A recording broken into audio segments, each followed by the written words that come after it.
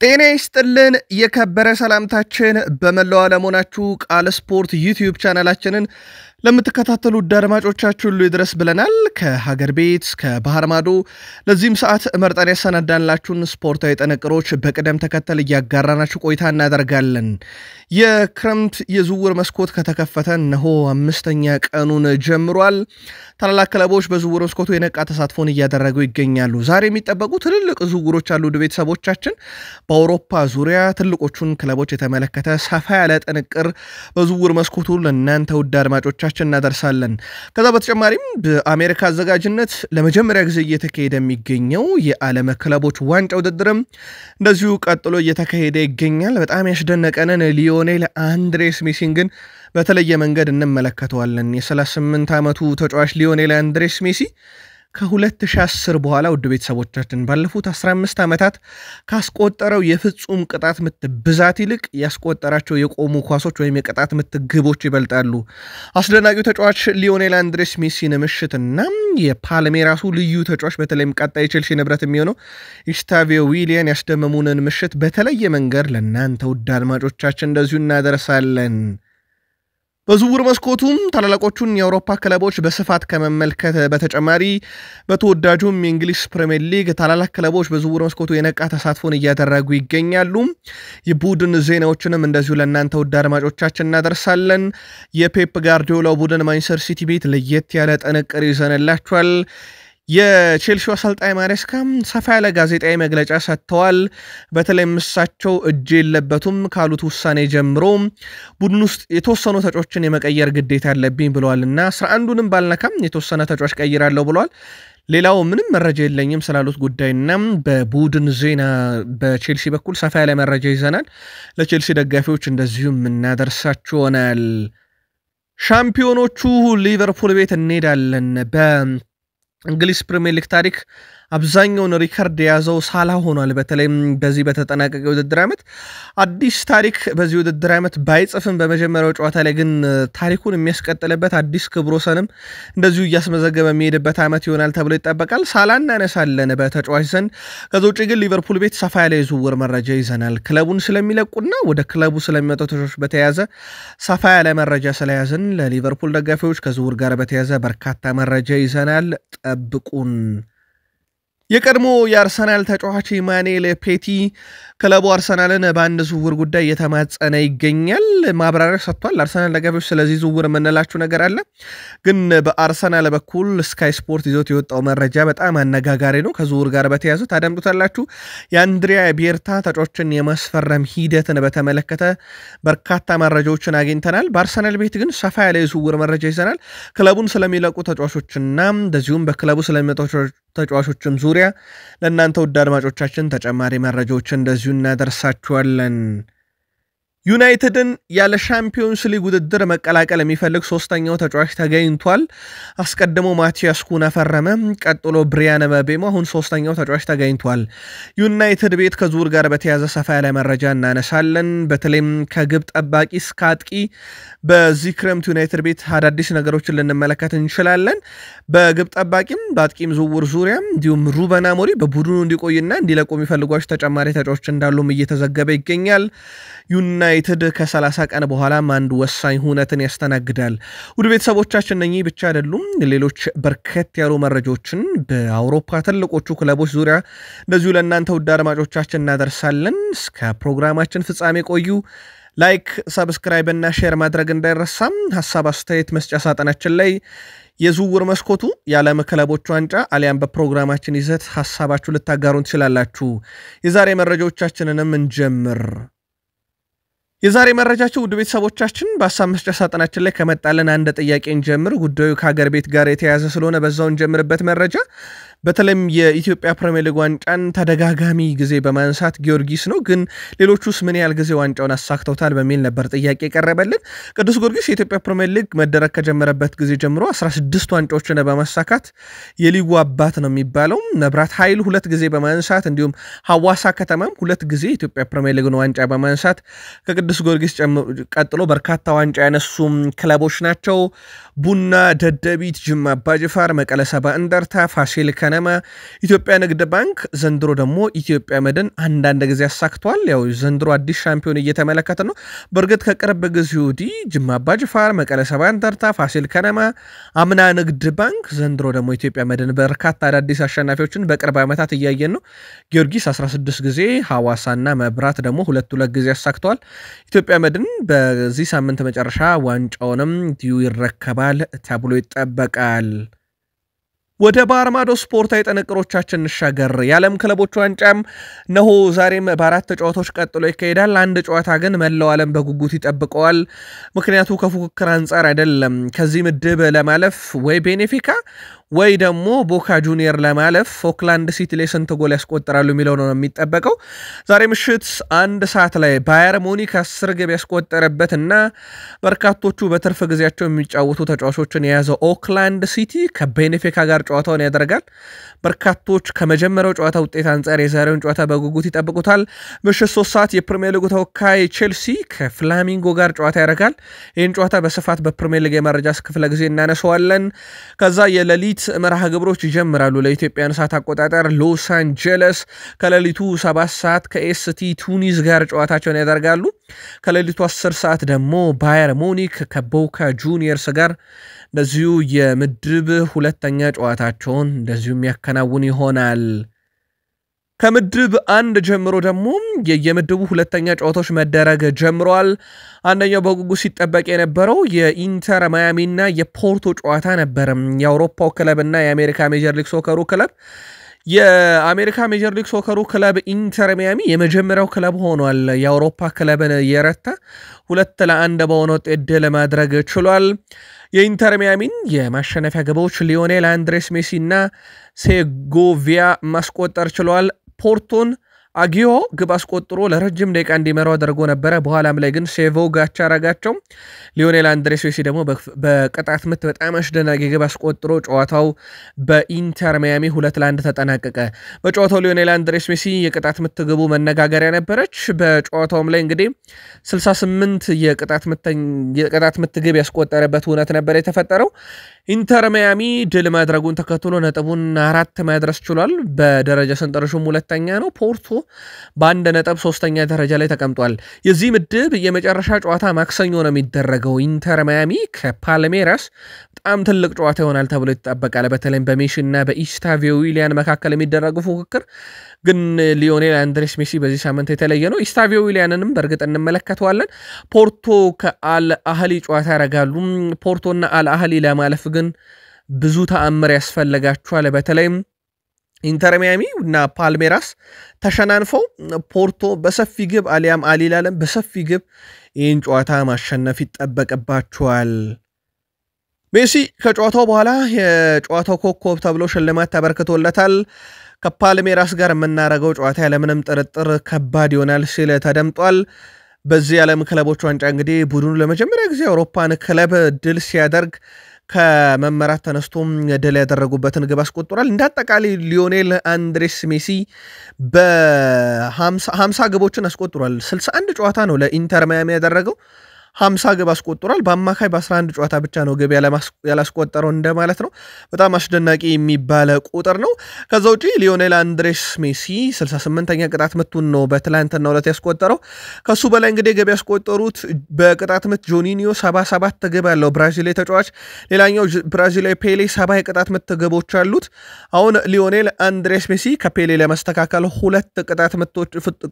የቅጣት ምት ግቦች እንደዚሁም ከጆኒኒዮ ለማስተካከል 9 የቅጣት ምት ግቦች ያስፈልጉታል በቀጣይነት ምን ያህል ቅጣት ምቶችን አስቆጥሮ ነው እግር ኳስን የሚያቆመው የሚለው ደግሞ በእግር ኳስ ደጋፊዎች ዘንድ በትልቁ የሚጠበቅ ነው የሚሆነው ሊዮኔል አንድሬስ ሜሲ በነገራችን ላይ በጉዳት እንደተጫወተ ሃቪየር ማሻራኖ አረጋግጧል በጉዳት ነው የተጫወተው በዛ ጉዳት ውስጥ ሆኖ የሁላ የሜዳ ክፍልን አካሉ ሲጫወት በጣም አስገርሞኛል ብሏል አሰልጣኝ ሃቪየር ማሻራኖ እሱ ደግሞ እንዳጠቃላይ ሊዮኔል አንድሬስ ሜሲ ትላንትናውን የቅጣት ምት ግብ ጨምሮ ከ2010 ወዲህ ከፍጹም ቅጣት ምት ይልቅ በቆሙ ኳሶች ያስቆጠራቸው ግቦች ይበልጣሉ። በአጠቃላይ ሊዮኔል አንድሬስ ሜሲ 1250 የግብ አስተዋጽኦ በ1106 ጨዋታዎች። ጨዋታውን የተከታተላችሁት ሜሲን እንዴት አገኛችሁት? መልከታችሁን እንደዚሁ በሐሳብ መስጫ ሳጥናችን ላይ ልታጋሩን ትችላላችሁ።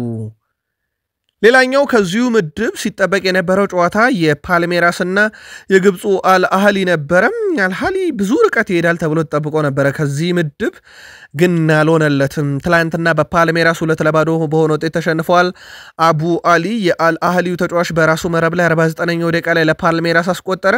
ሎፔዝ 59ኛው ደቂቃ ላይ ለፓልሜራስ ሁለተኛውን ግብ አክሎ ጨዋታው በፓልሜራስ 2-0 ድል አድራጊነት ተጠናቀቀ። ንብረትነቱ የቼልሲ ሆነው ኢስታቪዮ ዊሊያን በትላንትናውም ጨዋታ የጨዋታው ኮከብ ተብሎ ተመርጧል። ወደ 6.5 አካባቢ ነው ሬቲንግ ያገኘው። 76ኛው ደቂቃ ላይ እንደዚሁ ከሜዳ ተቀይሮ ወጥቶ ነበረ፣ ግን በሁለት ተከታታይ ጨዋታ የጨዋታ ኮከብ ተብሎ ተመርጧል። በቀጣይ እንግዲህ ሁለት የጨዋታ ኮከብ ተብሎ የተመረጠው ታዳጊው ኢስታቪዮ ዊሊያን እግር ኳስን በብዙ መንገድ ተመልካቾች እንዲወዱት አድርጎ አሁን 38 ዓመቱ ላይ የሚገኘው የዓለም ሻምፒዮኑ የ8 ጊዜ ባላንዶር አሸናፊውና ለአውሮፓ እግር ኳስ ለብዙዎች ተምሳሌት የሆነው ሜሲን በተቃራኒ ይፋለማል። በርካቶች ያለምንም ጥርጥር ሜሲን ያደንቃሉ።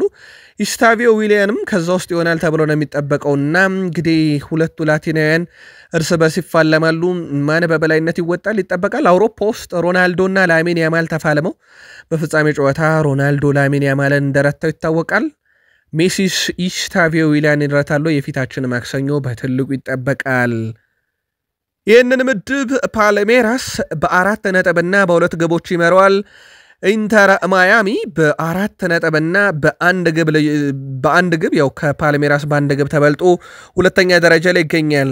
ፖርቶ እዚህ ምድብ ላይ 1 ነጥብ 1 የግብ ዕዳ አለበት። አልአህሊ እንደዚሁ በተመሳይ 1 ነጥብና 2 የግብ ዕዳ አለበት። ስለዚህ እዚህ ምድብ ላይ ለማለፍ ፓልሜራስና ኢንተር ማያሚ አቻ የሚወጡ ከሆነ ተያይዘው በቀጥታ ያልፋሉ።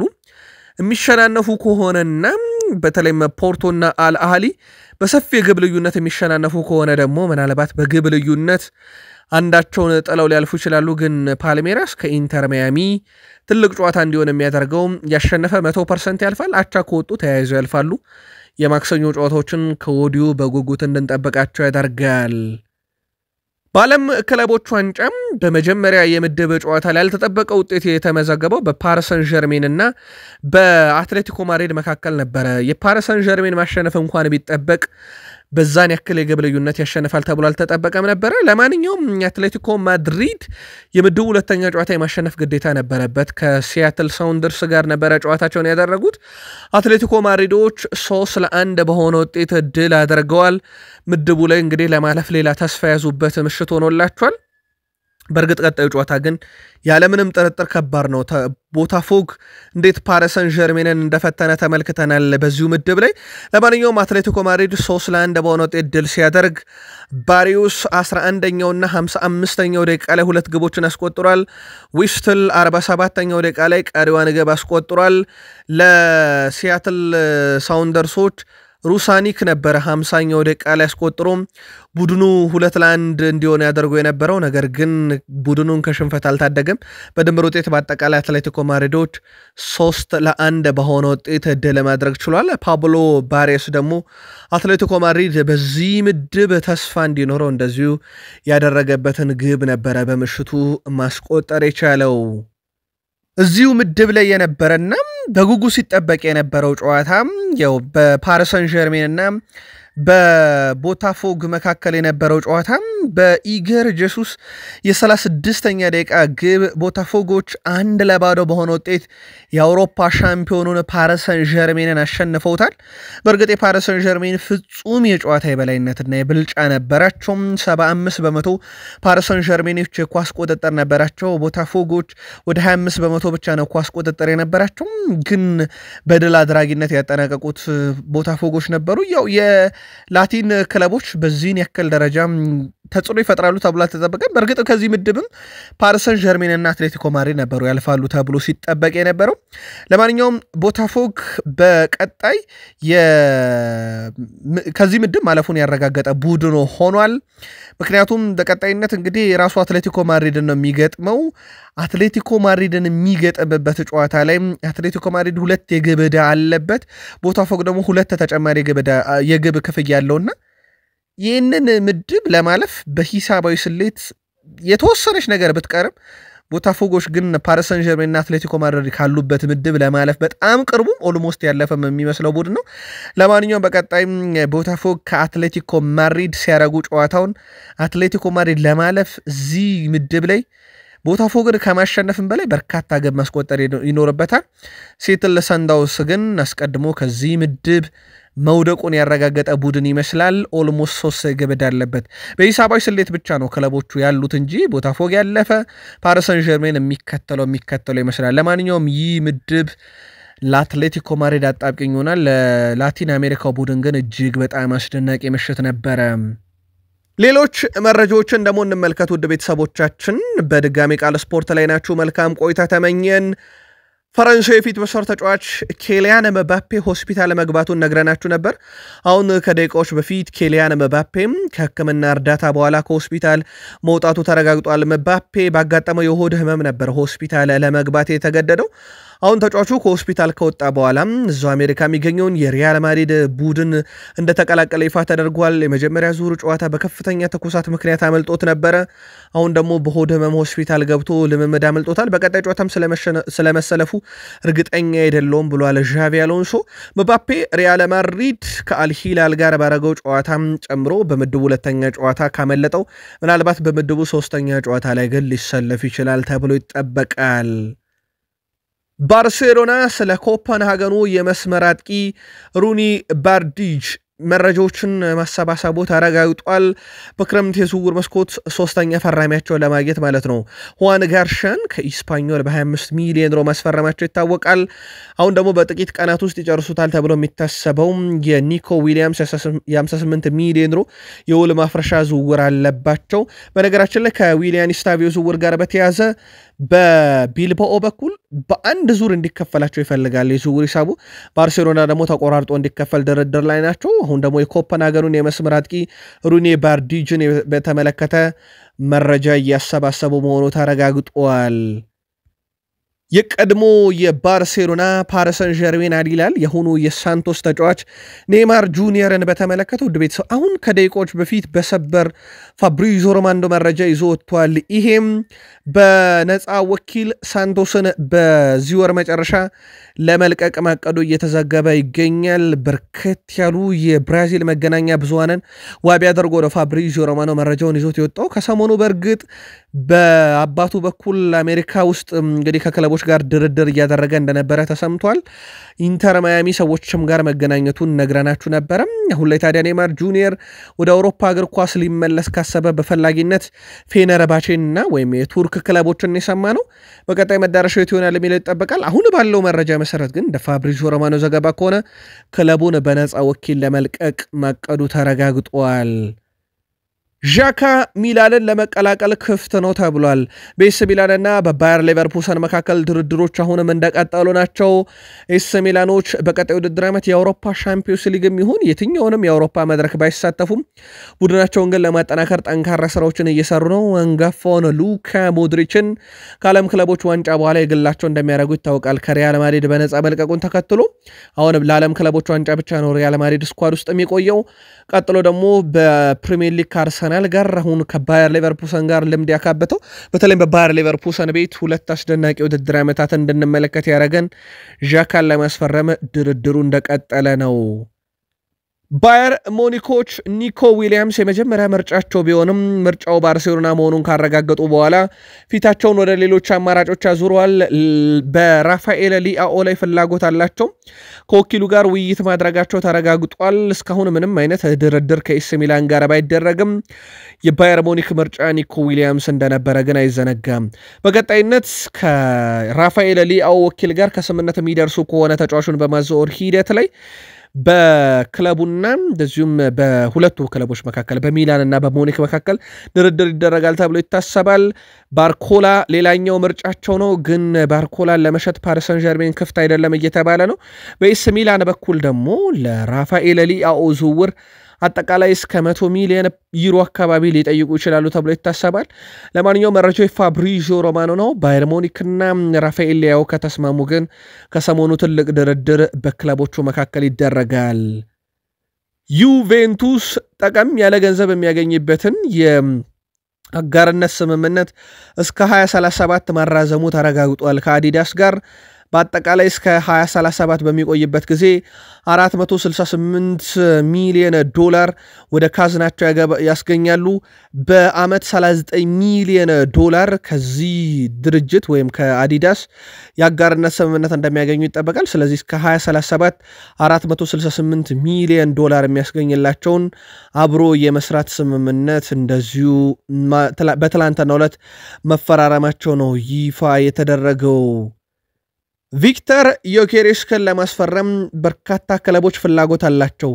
ሱ ጠይቆም ቢካለው ሪያል ማድሪድ በተጨማሪም በንግግር ደረጃ የቅርብ ሰዎችን ያነጋገሩ ዩናይትድ እና አርሰናል አሉ።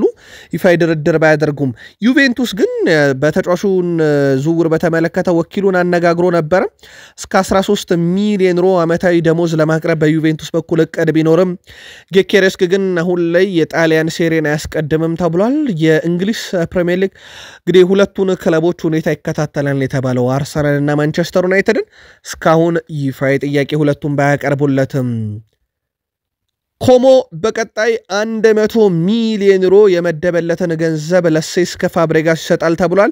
ይህም በዚህ ክረምት ዝውውር መስኮት ዝውውሮች እንዲፈጸሙበት ነው አስቀድመው ቃል እንደገቡለት ይታወቃል። 100 ሚሊዮን ዩሮ እንደሚመድቡለት በእርግጥ አሰልጣኙ ትልልቅ የዝውውር ጥያቄዎችን ውድቅ አድርጎ ነው በዚህ የሚቆየ። ባየር ሌቨርኩሰን የኢንተር ሚላንንም ጥያቄ ውድቅ እንዳደረገ ይታወቃል። በኮሞ ለመቆየት ቡድኑን ካሳደገ በኋላ ዘንድሮ በጣም አስደናቂ የሚባል ቡድን አስመልክቶናል። በቀጣይ ውድድር ዓመት የኮሞ ስፖርት ክለብ ዋነኛ እቅድ በአውሮፓ መድረኮች ላይ መሳተፍ ነው። ከኮንፈረንስ ሊግ ጀምሮ ባሉ መድረኮች ላይ ለመሳተፍ ነው። እንደ ጋዜጣ ዴሎ ስፖርት ዘገባ ከሆነ ታዲያ በዚህ በተበጀተለት ወይም በተሰጠው 100 ሚሊዮን ዩሮ ወሳኝ ተጫዋቾችን ወደ ቡድኑ ያመጣበታል ተብሎ ይታሰባል። አምና ልምደ ጠገብ እና ከክለብ በነፃ የለቀቁ ተጫዋቾችን ሲያሰባስብ ነበረ ኮሞ።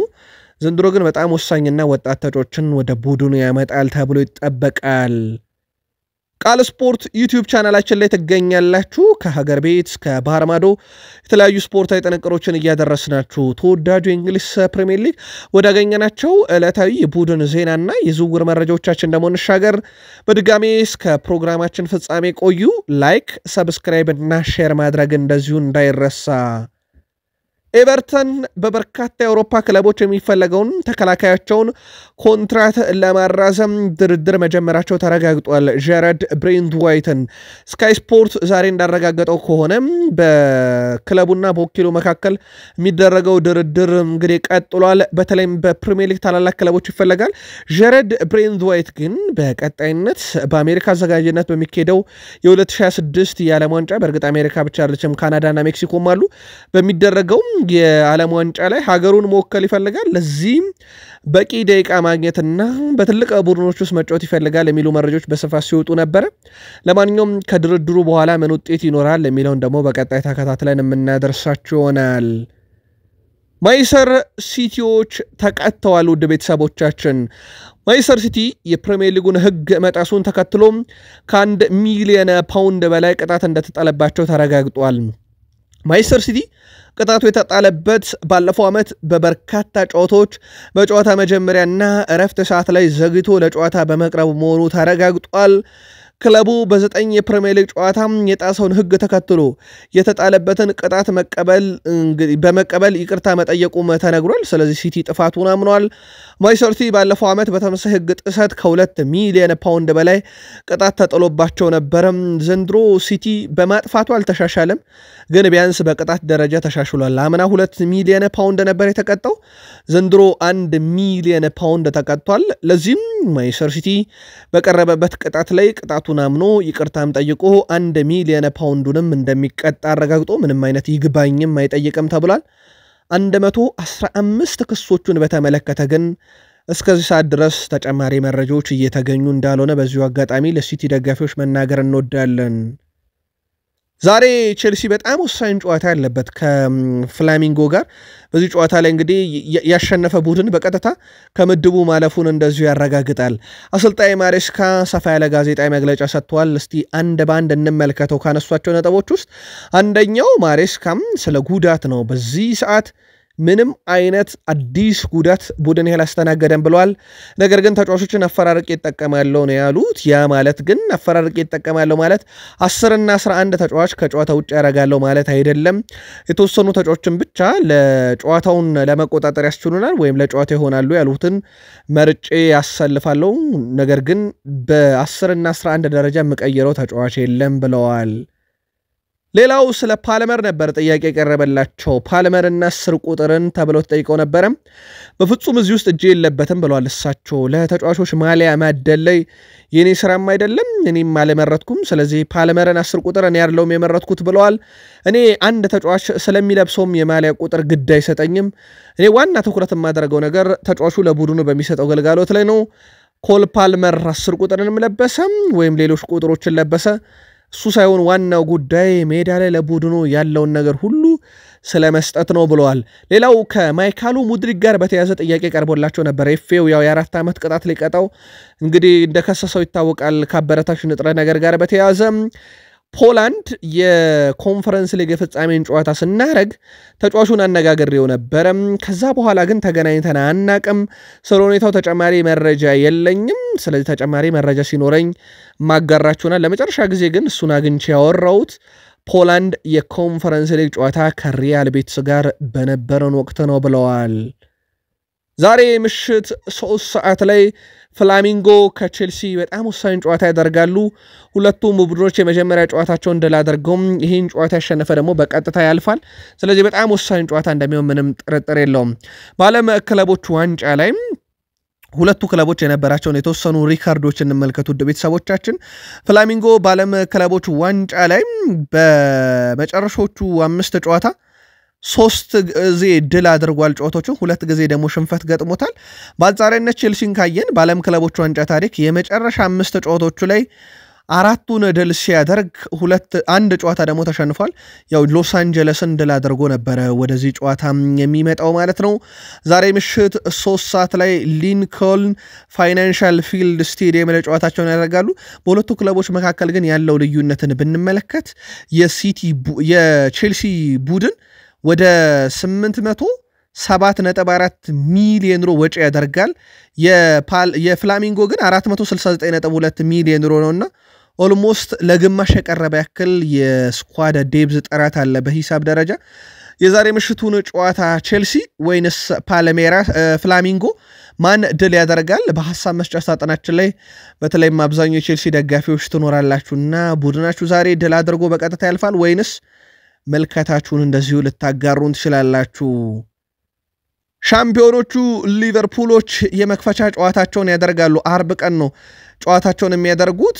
ታዲያ በእንግሊዝ ፕሪሚየር ሊግ የመክፈቻ ጨዋታ ዕለት በርካታ ግቦችን በማስቆጠር ሳላህን የሚስተካከል የለም። ግብፃዊ ሳላህ በፕሪሚየር ሊግ 9 የመክፈቻ ግቦችን በማስቆጠር ቀዳሚ ነው።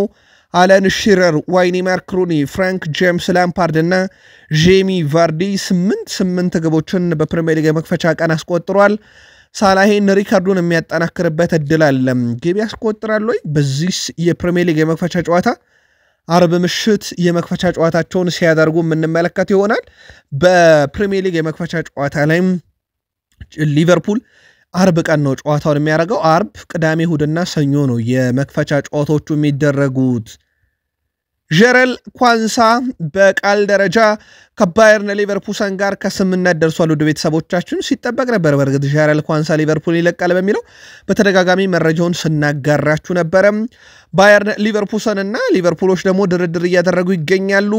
እስከ 30 ሚሊዮን ፓውንድ እና የሚጨመር ገንዘብ የዝውውር ሂሳብ ይሆናል ተብሎ ይታሰባል። ውይይቶቹ ግን እንደቀጠሉ ናቸው። በጀረል ኳንሳ እና በባየር ሊቨርፑሰን መካከል ግን በግል ከስምነት መደረሱም ዝውውር ላይ ብዙ ተጽዕኖ ላይፈጥር ይችላል። 30 ሚሊዮን ፓውንዱን እንዴት አደርገው ይስማሙበታል የሚለው ደግሞ በቀጣይ ይጠበቃል። ሊቨርፑል ግን ከ30 ሚሊዮን ፓውንዱ በተጨማሪም የተጫዋቹ ሂደቶችን እየታዩ ወይም ብቃቶችን እየታዩ ተጨማሪ ክፍያዎችን ወደፊትም ማግኘት ይፈልጋሉ እየተባለ እንደዚሁ ይገኛል። በሊቨርፑል በኩል ግን እሱን ለመተካት በቀጣይ ቀናት የዝውውር ጥያቄ ለክሪስታል ፓላስ እንደሚያቀርቡም ቲኤንቲ ስፖርት አረጋግጧል። ማርክ ጉዌን ወደ ቡድኑ ለማምጣት እቅድ የተያዘው በኮንትራቱ ላይ ማርክ ጉዌ በነገራችን ላይ 1 ዓመት ብቻ ነው የሚቀረው። ይህ ለሊቨርፑል ጥሩ የሚባል አጋጣሚ ነው። በርካታ ክለቦች ፈልገውት ውድቅ ያደረገበትን ክሪስታል ፓላስን ለቆ ሊቨርፑል ለመቀላቀልም ማርክ ጉዌ ፍላጎት አለው እየተባለ ይገኛል። በተለይም 1 ዓመት ኮንትራቱ ላይ መቅረቱ ደግሞ ለዝውውሩ በጣም ወሳኝነት አለው። ለማንኛውም የጀረል ኳንሳ ተተኪ እንዲሆን የተፈለገው የፓላሱ ማርክ ጉዌ ግን ተጠባባቂ ወንበር ላይ ይቀመጣሉ የሚለው ደግሞ ሌላ በትልቁ የሚጠበቀው ጉዳይ ነው። አዲሱ ፈራሚ ፍሎሪያን ቨርዝ በነገራችን ላይ የመጀመሪያ ሕክምና ምርመራውን አጠናቋል። ፍሎሪያን ቨርዝ በሊቨርፑል ሁለተኛውን የሕክምና ምርመራ ደግሞ በዚህ ሰዓት እያደረገ ይገኛል መረጃውን ስናጠናክር። ስለዚህ ከደቂቃዎች ወይም ከሰዓታት በኋላ ሊቨርፑል ዝውውሩን ይፋ ያደርጋል ማለት ነው። ስካይ ጀርመኒ፣ ፋብሪዚዮ ሮማኖ፣ ቲኤንቲ ስፖርት፣ ዴቪድ ኦርኔስቴም የመጀመሪያ ሕክምናው በተሳካ ሁኔታ መጠናቀቁን አረጋግጧል። ስለዚህ ሁለተኛ ሕክምና ምርመራውም እንግዲህ ከደቂቃዎች በኋላ መጠናቀቁን ተከትሎ በቀጣይ ስፖርት የመረጃ ክፍለ ጊዜያችን ዝውውሩን ይፋ እናደርጋለን ለሊቨርፑል ደጋፊዎች። ሊቨርፑል ውዱን ዝውውር ለመፈጸም እንግዲህ ተቃርበዋል ማለት ነው። በፍሎሪያን ቨርዝ ዝውውር ላይ አብዛኞቹ ደጋፊዎች የሊቨርፑል ደጋፊዎች ስሎት 10 ቁጥር ቦታ ላይ ለማጫወት ቃል ስለገባለት በዛ ቦታ ሲጫወት እናየዋለን። ግን ሐሰተኛ 9 ቁጥር ላይም ቢጫወት ጥሩ ነው የሚሉ የሊቨርፑል ደጋፊዎች በሐሳብ መስጫ ሳጥናችን ላይ እንደዚሁ ምልከታቸውን ሲያጋሩ ነበር።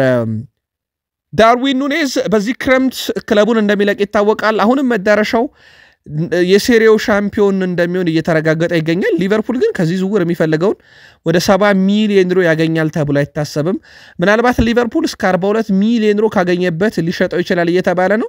በናፖሊ በኩል ግን እስከ 30 ሚሊዮን ዩሮ ነው ለዚህ ተጫዋች ማቅረብ የሚፈልጉት።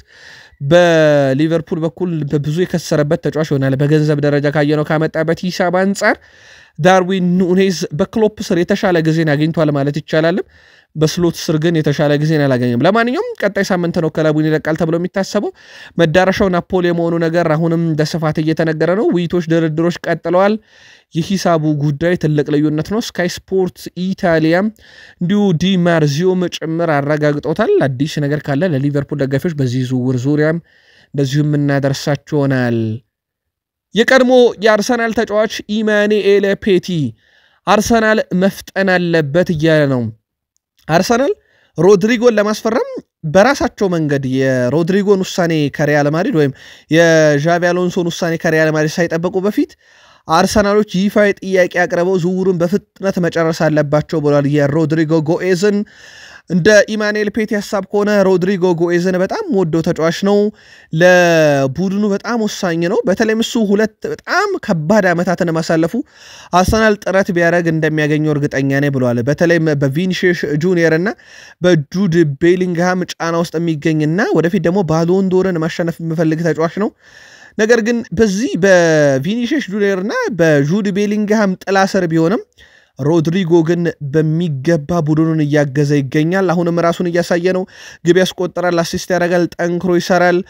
የሚያስደንቅ ሰብአዊነትም አለው ብሏል። ከእግር ኳስ ሜዳ ውጪ ይህን ተጫዋች ማግኘት ለአርሰናል በጣም ምርጥ ነገር ነው። ስለዚህ አርሰናሎች በፍጥነት እዚህ ዝውውር ላይ መስራት አለባቸው።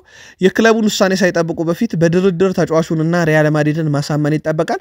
በተለይም ካሳለፋቸው ሁለት አስቸጋሪ ጊዜያት አንጻር አርሰናል መፍጠን አለበት እያለ ነው ኢማኑኤል ፔቲ። አርሰናል ደግሞ በተቃራኒው የክለቡን ውሳኔ እየተጠባበቀ እንደሆነ ይታወቃል። በሚረር ስፖርት በኩል አንድ የወጣ መረጃ አለ። አርሰናል በዝውውር ገበያው ላይ እስካሁን ብዙም አልተጨነቁም። ለዛ ነው በርካታ ጥረቶችን እያደረጉ ወይም የዝውውር ጥያቄ እያቀረቡ ውድቅ ያልሆነባቸውም አርሰናል ቤት አንድ እቅድ ስላለ ነው ብሏል። ይሄም አብዛኛው በአርሰናል እየተፈለጉ ያሉ ተጫዋቾች ከክለቦቻቸው ጋር ነው ያሉት ወይም ከኢንተርናሽናል ውድድር በኋላ ቀጣዩ ወር እስኪደርስ ድረስ በእረፍት ላይ ናቸው። እናም በእረፍት ላይ ላሉ ተጫዋቾች ደግሞ አርሰናል ደሞዝ መክፈል አይፈልግም ተብሏልና ተጫዋቾችን ለማስፈረም የሚያደርገው ጥረት ላይ በእነኛ 10 ቀናቶች ትልልቅ ነገር ልንሰማ እንችላለን ያለው ሚረር ስፖርት። በተለይም ደግሞ ደሞዝ ጋር በተያያዘ ይህ ነገር እንዳለ በዙቤሜንዲ በኩል በአንድ ጋዜጣዊ መግለጫ ላይ ፍንጭ ሰጥቶበት ነበር እሱ። እናም አርሰናል በዚህ ወር ምንም ጨዋታ ለማያረጉ ተጫዋቾች አምጥቶ ደሞዝ ላለመክፈል ሲል ይሄን ወር መጨረሻ ላይ ዝውውሮችን መፈጸም ይፈልጋል። ይህ ወር ደግሞ በነባር ክለቦች ደሞዛቸውን የሚቀበሉ ይሆናል ማለት ነው ተጫዋቾች። ሌላው አንድሪያ ቤርታም የትኛውንም እንግዲህ ስምምነት ከመተግበር ከመወሰኑ በፊት በተመሳሳይ አቋም ላይ ካሉ ተጫዋቾች ጋር መደራደር እሱ የለመደው ባህሪ ነው ተብሏል። በአንዳንድ ጊዜ እንግዲህ በርግጥ አማራጮችን አይቶ ተጫዋቾችን ማስፈረም የተለመደ ነው። አንድሪያ ቤርታ ግን አንድ ተጫዋች ላይ ያመጣ ሲል ለአብነት ያክል 9 ቁጥር አጥቂ ከሆነ ሌሎች በርከት ያሉ አማራጮችን ከተደራደረና ከተወያየ በኋላ ነው ወደ ቡድኑ ተጫዋቾችን የሚያመጣ እንጂ አንድ ተጫዋች ላይ ብቻ ትኩረት ማድረግን አይወድም ተብሏል። ለግራ ክንፍ የሚጠይቀው በላይ ከፍተኛ ገንዘብ እንግዲህ እየተጠየቁ ነው ለግራ ክንፍ አጥቂነት። ናም ገንዘብ ከማግኘት ጋር በተያያዘ ደግሞ ከቡድን ውስጥ የሚወጡ ተጫዋቾች በአርሰናል በኩል ይጠበቃል። አንድሪያ ቤርታም በግራ ክንፍ ላይ በርካታ ዝውውሮችን ተጫዋቾችን እያነጋገረ ነው። 9 ቁጥር ላይ የሼሽኮና የጌኬሬስ ለአብነት ያክል ማሳያ ነበር። ኢታን ንዋኔሪ ከማይሉስ ስኬሊ ጋር ጥሩ ጓደኝነት አለን ብሏል። እኛ በጣም ተመሳሳይ ነን፣ ነገር ግን በተመሳሳይ ጊዜም በተቃራኒዎች እንገኛለን። በተለይ በሜዳ ላይ ሁለታችንም ግን በተመሳስሉነት የሚያገናኘን ነገር አርሰናል እንዲያሸንፍ የምናደርገው ጥረት ነው፣ ግን በተለያየ መንገድ ደግሞ በተቃራኒው ሜዳ ላይ እንገኛለን ብሏል። ተመሳሳይ አስተሳሰብ አለን፣ በተመሳሳይ መንገድ አርሰናልን ስለማገዝ እናስባለን። ብዙ የሚያመሳስሉ ነገሮች አሉ። እኔና እሱ ጓደኝነታችን ከልጅነትም የጀመረ ነው ብሏል። ኢታን ንዋኔሪ ባለፈው ውድድር ዓመት 9 ግቦችና 2 አሲስቶች አሉት። በዚህም ደስተኛ ነኝ። ጥሩ ነበር፣ ነገር ግን የበለጠ ማስቆጠር ፈልግ ነበር። 10 ግቦችን ማስቆጠር እቅዴ ነበረ። ለዛም በጣም ተቃርቤያለሁ። ጥሩ የመጀመሪያ ሲዝን ነበር። ለቀጣይ ዓመት ከዚህ በጣም የተሻለ ዓመትን አሳልፋለሁ ብሏል። ኢታን ንዋኔሪም በቀጣይ ቀናት እንደዚሁ ኮንትራቱን ያራዝማል ተብሎ በአርሰናል ቤት ይጠበቃል። ኩዱስን በተመለከተም አርሰናሎች ማነጋገራቸው ተረጋግጧል። በእርግጥ ቆየት ያለ ነው። ይሁን እንጂ ውይይቶቹ ለጊዜው አሁን ላይ ቆመዋል። አርሰናል በአሁኑ ጊዜ ቅድሚያ የሚሰጣቸው ቦታዎች ላይ ስራዎችን እየሰራ ነው። ኩዱስን ሁኔታ በተመለከተ ግን ልክ እንደ ሌሎች ፕሪሚየር ሊግ ክለቦች እንደ ቼልሲም እንደ ቶትናምም ሌላኛው የለንደን ክለብ አርሰናል መረጃ ማሰባሰቡ ወይም ማነጋገሩ ተረጋግጧል። ኩዱስን በቦታው ላይ እንግዲህ እሱን ከማምጣት በፊት የአርሰናሉ ማርቲኔሊ እንዲሁም ሌላኛው የአርሰናሉ ተጫዋች ትሮሳርድ በክለቡ የመቆየታቸው ነገር እልባት ይፈልጋል ነው የተባለው። ትሮሳርድም ማርቲኔሊም በክለቡ የመቆየት 100% ዋስትና እስከዚህ ሰዓት ድረስ የላቸውም። ከትሮሳርድ ጋር ግን ድርድር ባረጉ ሰዓት የደሞዝ ጭማሪም እንደሚፈልግ ነው እንደዚሁ መረጃዎች እየወጡ የነበረው። የሼሽኮ ወኪል ሼሽኮ ከማንም ጋር አይነጻጸርም አይወዳደርም ብሏል። በተለይ አርሰናል ጌኬሬስን ማነጋገሩን ተከትሎ ነው ይሄን ሐሳብ ያጋራው። በየቀኑ ራሱን ስለማሻሻል ይሰራል እንጂ ከማንም ጋር ራሱን እያፎካከረ አይደለም። ወደፊት የሚፈጠረው እና ያለን በዝውውር መስኮቱ ላይ የመገናኛ ብዙሃን ግምቶች ግን በእኛ ላይ ምንም አይነት ተጽዕኖ አይፈጥሩብንም ብሏል። እናም ሼሽኮ ከማንም ጋር የሚወዳደር ተጫዋች ሳይሆን በየቀኑ ራሱን የሚያሻሽል ተጫዋች ነው ብሎታል። በቀጣይነት ከጌኬሬስና ከሼሽኮ ድርድር አርሰናሎች አንዱ ላይ ትኩረት ያደርጋሉ ሲባል ያው ቤንጃሚን ሼሽኮ ነው የሚጠበቀው። ወኪሉ ግን ይህ ነገር ቅር ያለው ይመስላል ከሐሳቡ እንደተረዳ ነው። ሌላው ካርሎስ ኩዌስታ ነበረም በትላንትናው ዕለት በይፋ የፓርማ አሰልጣኝ ሆኗል። እስከ 2027 በሚቆይ ኮንትራት ለ2 ዓመታት በክለቡ የሚያቆየውን ኮንትራት በትላንትናው ዕለት ተፈራርሟል። ያው ሲጠበቅ ነበረ። አርሰናል ደግሞ በምትኩ ሌሎች አሰልጣኞች እንዲያመጣል ተብሎ ይጠበቃል። ዩናይትድ የአውሮፓ ሻምፒዮንስ ሊግ አሊያም የአውሮፓ መድረክን አለመሳተፉን ተከትሎ ዝውውር ለማድረግ ብዙ ይቸገራል ሲባል ነበረ።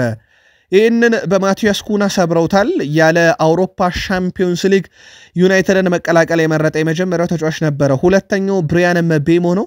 ዝውውሩ በተወሰነ መንገድ የዘገየ ቢሆንም ያው ዩናይትድም ስራዎችን እየሰራ ጠንከር ያለ ድርድር እያረገበት ነው።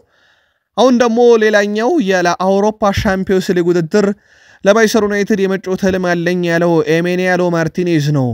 ቀድሞም በአርሰናል እናውቀዋለን። አሁን ግን በአስቶን ቪላ ቤት በጣም አስደናቂ ጊዜን ያሳልፈዋል። ኮዲው የመጀመሪያ ንግግሮች ከወኪሉ ጋር ተደርጓል። በተጨማሪ ማርቲኔዝ ስለ ኦናኔ ወደፊት ቆይታ የሚወስነውን እየጠበቀ ነው ተብሏል። በማንቸስተር ዩናይትድ ቤት ግን ያለ አንዳችም የአውሮፓ መድረክ መጫወት እንደሚፈልግ ነው ተጫዋቹ ያረጋገጠው። በነገራችን ላይ ከእድሜ ጋር በተያያዘ በግብ ጠባቂ ደረጃ ብዙም የተጋነነ አይደለም የ30 ዓመት ግብ ጠባቂ